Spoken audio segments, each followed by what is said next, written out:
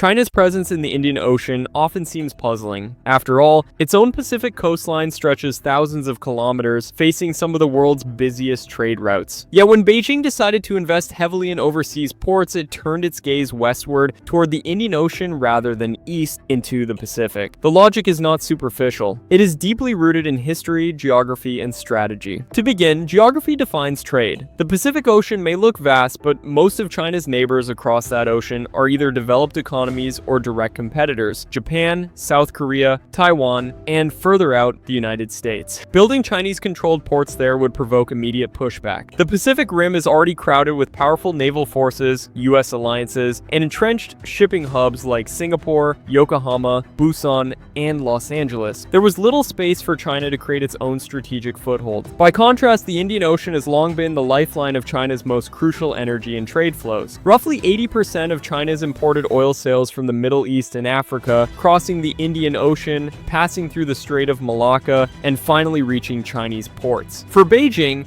this is the Malacca dilemma, the fear that any blockade along these narrow sea lanes could strangle its economy. The Pacific Ocean does not carry China's oil. The Indian Ocean does. That fact alone makes it the logical arena for overseas port building. But the roots go further back. During the Ming Dynasty in the early 15th century, Admiral Zheng He led vast fleets into the Indian Ocean, not the Pacific. His treasure ships reached as far as the Swahili coast of Africa. Why not sail into the Pacific? Because the Pacific led towards sparsely inhabited islands and hostile seas with little trade value. The Indian Ocean, by contrast, was a centuries-old commercial highway connecting China, India, Arabia, and Africa. Goods, ideas, and people converged there. Zheng He's voyages were not about conquest, but about securing China's place in this network. Beijing's modern string-of-pearls strategy echoes that ancient logic. When we look at China's port-building program today, almost every site lies along the old Indian Ocean trade routes. Gwadar in Pakistan, Hambantota in Sri Lanka, Kyaukphyu in Myanmar, Djibouti in the Horn of Africa, all these mirror the same paths of medieval traders. These are not random choices. They are choke points and resupply stations along the very lanes China must rely on for its imports and exports. In the Pacific, there are no such vulnerable choke points under China's control. Another reason lies in rivalry. In the Pacific, China's naval expansion runs directly into the US, Navy, and its allies. Any attempt to secure port bases there would be interpreted as an act of aggression. But in the Indian Ocean, the landscape is different. Countries like Pakistan, Sri Lanka, and Myanmar welcome Chinese investment as an alternative to dependence on India or the West. Djibouti, a small but strategically located nation at the mouth of the Red Sea, offered China its first overseas military base in 2017. These governments saw opportunity in Chinese money. For Beijing, the Indian Ocean presented fewer entrenched powers capable of blocking such moves. Historically, China never developed as a Pacific naval empire. Unlike Spain or Britain, it did not colonize across the open seas. Its Pacific frontier was more a source of threats, pirates, Japanese raiders, and eventually European gunboats than opportunities. The Pacific was the direction of vulnerability, not expansion. The Indian Ocean, however, was always the direction of trade, tribute, and wealth. That distinction still resonates in Chinese strategic thought. There is also the issue of economic security. China's eastern seaboard faces the Pacific, but the Pacific routes mostly lead toward developed marketplaces that buy China's finished goods but do not supply its raw materials. By contrast, the Indian Ocean routes connect China with the Persian Gulf and Africa, where oil, gas, minerals, and agricultural products originate. Securing access to these resources means securing the ports along the way. It is a supply chain logic. Without oil, China's economy halts. Without Pacific markets, China suffers, but it does not collapse. This hierarchy of needs explains why Beijing invests billions in Indian Ocean ports. One cannot overlook India. The Indian Ocean is named after India for a reason. It is geographically central to it. But China's presence there is partly about countering India's natural dominance. By establishing ports in Pakistan, Sri Lanka, and Myanmar, Beijing surrounds India with a maritime network that reduces New Delhi's ability to blockade or isolate China in a crisis. Gwadar gives China access to the Arabian Sea just miles from the Persian Gulf. Hambantota offers a foothold near the main east-west shipping lanes. Kyaukphyu provides a direct link to pipelines feeding into Yunnan province, bypassing the Malacca Strait altogether. Each port undermines India's central position and secures China's. In the Pacific, such a strategy is impossible. The US and its allies already ring China's coast with bases: Okinawa in Japan, Guam, Hawaii, Subic Bay in the Philippines. Any Chinese attempt to replicate the string of pearls in the Pacific would be blocked diplomatically, economically, or militarily. In the Indian Ocean, however, the field was open. Even China's Belt and Road Initiative shows this contrast. The Overland Silk Road economic belt moves west through Central Asia. The Maritime Silk Road heads south into the Indian Ocean. None of its flagship projects point eastward across the Pacific. That is because China understands where its vulnerabilities and opportunities truly lie. The Pacific is a contested space. The Indian Ocean is the artery of survival. To put it simply, China built ports in the Indian Ocean because that is where its lifelines run, where history placed its trading routes, and where opportunity still exists. The Pacific may be vast, but it is crowded, dangerous,